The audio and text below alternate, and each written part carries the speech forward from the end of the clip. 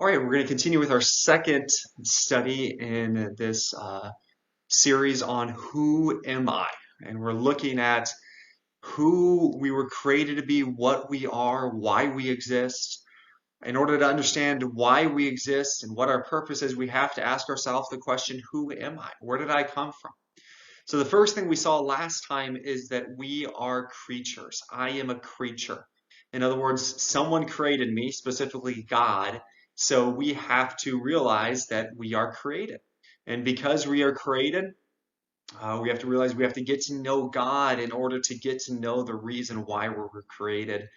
And we depend on God because He created us. We didn't create ourselves. We need Him. He doesn't need us. And now today we're going to continue looking at a second thing that we are. Not only I am a creature, but secondly, I am a subject. I'm not talking about an English part of speech like subject and verb. I'm talking about the fact that we are subjects of a kingdom. If you look in the Bible and you search, if you go to a Bible app and you search the word king or kingdom, you'll see that the word kingdom appears many, many, many times in the New Testament. There are many passages that talk about the kingdom of God or the kingdom of heaven. And the whole idea there is that we are subjects of a kingdom. One of the passages that talks about this in the Old Testament is Psalm 2. Psalm 2 starts off talking about the fact that there are a lot of kings and rulers that think they're in charge, that think they can do whatever they want, but there was only really one true king.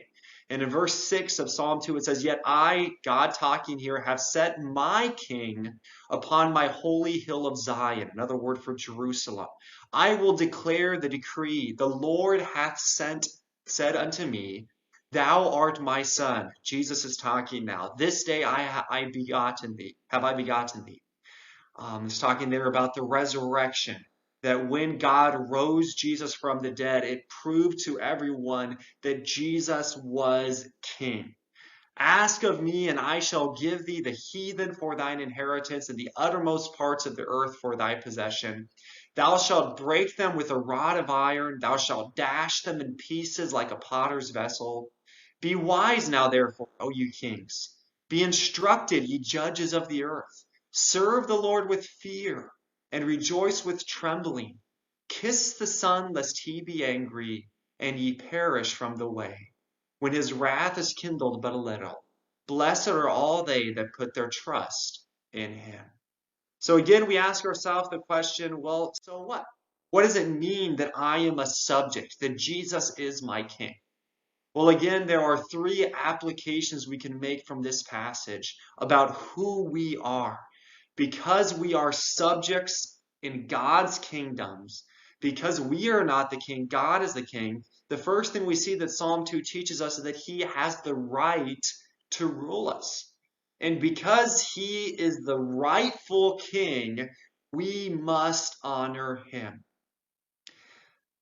In that passage, it said that God the Father said to God the Son, "I have made you king in Jerusalem," but it says, "I have given you the kingdom over all the nations." In Revelation, it talks about how Jesus is the King of kings and the Lord of lords. Philippians chapter 2 says that every knee will bow down to him. We have to realize that we are not the kings of our lives. We are under the authority of someone that has a much higher authority than we have. And he has that authority because God gave him that authority. And God, like we looked at last time, is our creator, so he has the right to be king over us. We are not kings of our own life. God is our king, and he has placed Jesus as the king over us. And since Jesus is our king, we have to honor him. We have to give him the glory and the honor that he deserves. Not only do we have to honor him, but in second place, since he is the king, not only does he have the right to rule, and we have to honor him as our king, recognize him as our king, but secondly, as subjects, he has the authority to rule us. He has the authority to tell us what to do. And because of that, we must fear him. We must realize that he is in control of everything. And fear here has the idea of an awe, of the recognition that he is much more great, he is much greater and more powerful than we are, and he can also judge us. So it talks about in this passage about the fact that he has authority over us, and that we need to realize that he one day will judge us. He one day will say, did you obey my laws? And if you didn't obey my laws, I have the authority to judge you for that. So he has the authority to judge us. That's what this psalm says. It says here, it says he will judge us with the rod of iron. Not just because he can, because he has the power to, but because he has the right to. As our king, if we choose to live how we want to choose and we disobey our king, then the king has the authority and the right to say, you will be punished. And because of that, we should be afraid. We should be afraid of his wrath, of his justice, but also we should be in awe of his majesty and of his power as our king. And then finally, since we are subjects, he has the right to rule over us, so we have to honor him. He has the authority to judge us. God gave him that rod of iron to rule over us, so it says we should tremble before him. But finally, he has the goodness to lead us. It's interesting there, it says that we should rejoice before him with fear in verse 11. And then in verse 12, it says, kiss the Son, lest he be angry and you perish in the way. And then it finishes saying, blessed are all those who put their trust in him. If we try to fight against the rightful king, then we are committing treason, and he has the authority to judge us.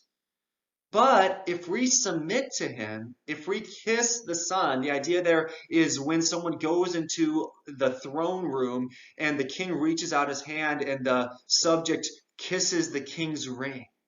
What he is saying is, you are my rightful king, and I am pledging my obedience and allegiance to you because you deserve it as my king. If we don't do that, he will judge us. He will be angry and he will rightfully judge us. But if we do that, if we kiss his ring and say, you are in control of my life, you are king, I am just your subject, and I serve you and I follow you, he is a really good king.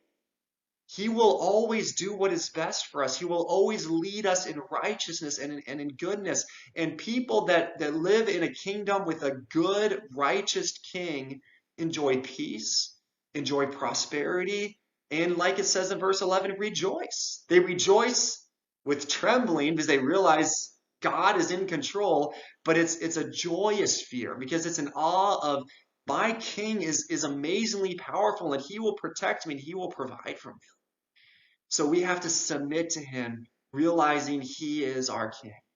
So far we've looked at two things about who we are. We are creatures. God is the creator. Secondly, we are subjects. God is our king, so he has the right to rule us. We have to honor him. He has the authority to judge us, so we should fear him. But he has the goodness to lead us, so we should submit to him and follow him. And we will realize how good of a king he is when we follow him as our king. We'll continue with the study about who we are tomorrow, looking at the third thing that we are.